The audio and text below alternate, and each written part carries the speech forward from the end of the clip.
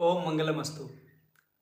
आप सबके हृदय में विराजमान परमात्मा को मैं नमस्कार करता हूँ। जीवन में रस कैसे मिले, आनंद कैसे मिले, इस विषय की चर्चा करते हुए मैंने आप सबको बताया था कि प्रसन्न होने के लिए, आनंदित होने के लिए, रस पाने के लिए रस के 3 मुख्य स्रोत बताए थे ना। एक तो उदारता, जिसका संबंध संसार से था, है ना। सुखी को देख करके प्रसन्न होना, दुखी को देख करके करुणित होना। दूसरी थी स्वतंत्रता, मतलब निष्काम होकर के अपनी प्रसन्नता को अपने भीतर ही खोजना, मुक्त हो जाना, देह से असंग होकर के। तीसरा जो स्रोत है, आज उसी पर चर्चा निवेदन करूंगा, वो है प्रेम। ये बहुत गंभीर विषय है। प्रेम समर्पित होना जानता है, प्रेम देना जानता है, प्रेम छोड़ना जानता है। और जानते हैं प्रेम की सबसे बड़ी कसौटी क्या है? चाहे जितना दुख आए उन सबको सहना है, लेकिन मुख से कभी कुछ नहीं कहना है। आप चौंकिए मत, प्रेम में कोई शर्त नहीं होती है। आपने कभी ध्यान दिया? सुना तो बहुत है आप लोगों ने, परम भागवत भक्तिमती श्री मीराबाई जी, क्या प्रेम था। गिरधर गोपाल से प्रेम किया, समर्पित कर दिया अपने आप को। हे नाथ, मैं तुम्हारी हूं। और जानते हैं क्या किया? छोड़ दिया। क्या छोड़ दिया? अपनी सारी कामनाओं को छोड़ दिया। किसके लिए? गिरधर गोपाल के लिए। और उनके पास जो कुछ था वो बांट रही हैं, सब कुछ सबको, और आए हुए दुख को सह रही हैं, पर किसी से कभी कुछ नहीं कहती हैं। मीरा जी के एक भी पद में ऐसा आपको नहीं मिलेगा कि उन्होंने कभी किसी को दोषी सिद्ध किया हो, बुरा बताया हो।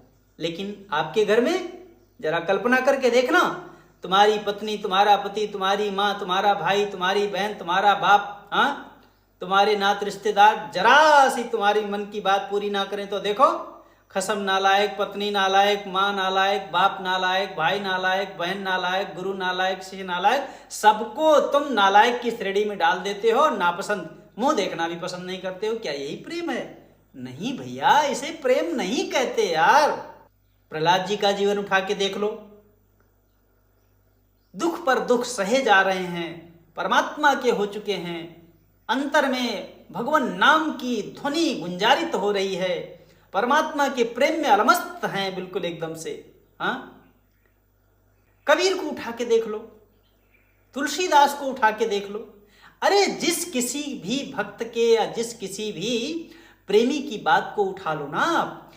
अरे तुम लैला मजनू का उदाहरण बड़ा देते हैं, समाज में खूब चलता है, लैला मजनू बड़े प्रेमी हैं, चलता है ना। हमने सुना है, फिल्म में जो कुछ भी दिखाते हैं, पर हमने गहराई से सुना है। सुना क्या, तुम्हें स्पष्ट बता दूं, ध्यान में देखा है। लैला मजनू कभी एक दूसरे से जीवन में मिले नहीं, माने दोबारा मिल नहीं पाए एक दूसरे से। और जानते हो, प्रेम की ये पहचान है कि अगर तुम किसी भी व्यक्ति से भी प्रेम कर लोगे ना, तो वो व्यक्ति समाप्त हो जाएगा, वहां पे समष्टि आ जाएगा। मतलब या तो तुम सारे संसार से प्रेम कर सकते हो। सारे संसार मतलब कोई एक व्यक्ति नहीं, कोई एक वस्तु नहीं। देखो, किसी एक व्यक्ति से, किसी एक वस्तु से तुम्हारी इच्छाएं जुड़ती हैं, पर सारे संसार से जब तुम जुड़ोगे ना, तब कोई इच्छा नहीं रह जाएगी तुम्हारी, क्योंकि सारे संसार से प्रेम, पशु पक्षी प्राणी मात्र, हर मनुष्य, हर मजहब का आदमी, हर धर्म का व्यक्ति, हर देश का व्यक्ति, हाँ, देश वेश भाषा भूषा को कोई फर्क नहीं रह जाएगा जब प्रेम होगा तब। और या तो भैया तुम अपने आप से प्रेम कर सकते हो।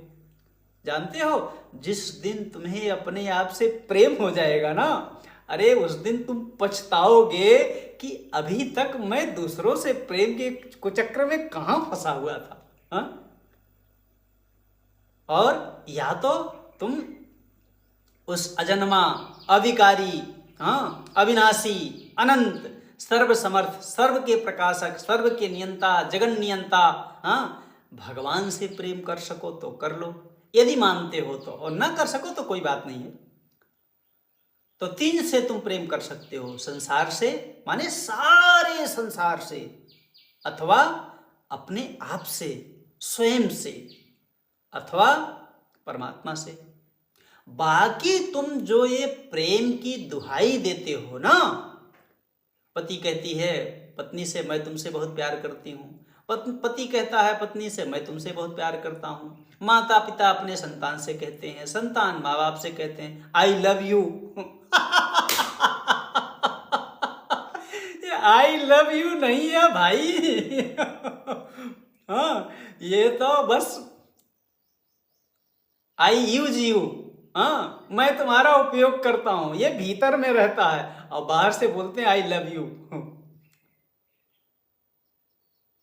कोई लव अब नहीं है, उपयोग है एक दूसरे का, एक दूसरे की जरूरतें एक दूसरे से जुड़ी हुई हैं। जब तक आपके उन जरूरतों की पूर्ति होती रहती है तब तक आप अपने संबंधी को पसंद करते हो, तुम्हें वो अच्छा लगता है।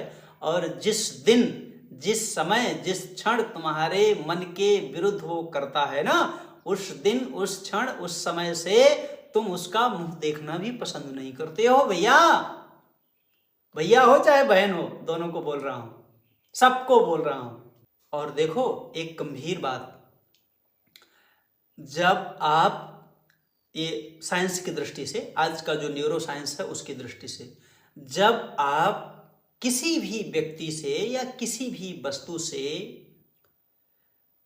इच्छा वाला आकर्षण होकर के संबंध बनाते हो ना, माने कामना पूर्ति को बीच में रख करके जब तुम किसी को पसंद करते हो ना, तो शास्त्रीय भाषा में तो उसको आसक्ति कहते हैं, लेकिन साइंस की दृष्टि से उसमें क्या होता है, कई बार बोल चुके हैं, आप लोग जानते भी हैं सब, वो डोपामिन या डोपामाइन नाम का हार्मोन रिलीज होता है। जानते हैं ये हार्मोन क्या करता है? ये एडिक्ट माने आदत पैदा करता है, बार बार उन्हीं कार्यों को करने की आदत पड़ जाती है, वही बार बार स्वाद, संभोग, संग्रह, सम्मान, इन्हीं 4 में तुम्हारी जिंदगी उलझी रहती है बिल्कुल एकदम से।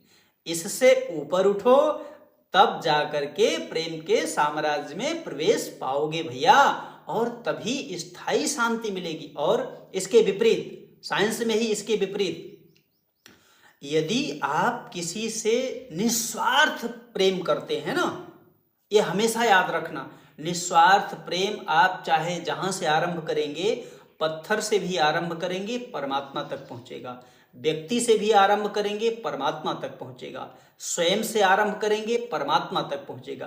क्योंकि निस्वार्थ प्रेम जो होता है ना, वो तुम्हारी बुद्धि को स्थिर कर देता है, तुम्हारी बुद्धि को महत बना देता है, विस्तृत कर देता है, और तुम्हारे हृदय की जो संकीर्णता है ना, उसको मिटा करके उसको बढ़ा देता है, विस्तार कर देता है, मतलब उसमें सब समा जाएंगे। सागर को देखा है, सारी नदियां समुद्र में समा जाती हैं, समुद्र कभी नहीं मना करता है, कभी किसी नदी की योग्यता नहीं देखता है कि तुम्हारे में कितनी योग्यता है तब तुम्हें हम अपनाएंगे, बिल्कुल भी नहीं। नदी है, बस आओ, आते जाओ, जो आना चाहो सब आओ। हाँ, पीला जल हो, नीला जल हो, काला जल हो, हरा जल हो, लाल जल हो, जैसा भी जल हो, हाँ, गंदा जल हो, साफ जल हो, सबको समाहित कर लेता है। इसको कहते हैं प्रेम।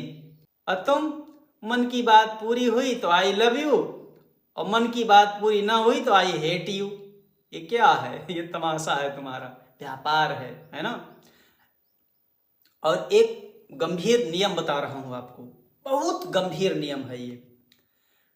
अगर आप जैसा भीतर हैं वैसा स्वीकार कर लें तो वो परिस्थिति बदल जाएगी।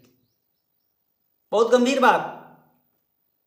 यदि आप जैसे हैं भीतर में उसी प्रकार अपने को स्वीकार कर लें, मान लें कि मैं ऐसा ही हूं, मतलब जैसे आप अपने को मानते हैं मेरा नाम ये, तो कभी कोई पूछता है तुम्हारा क्या नाम है, तो दूसरा नाम थोड़ी बताते हो, जो नाम है वही बताते हो, झूठ नहीं बोलते, मतलब क्योंकि स्वीकार कर लिया।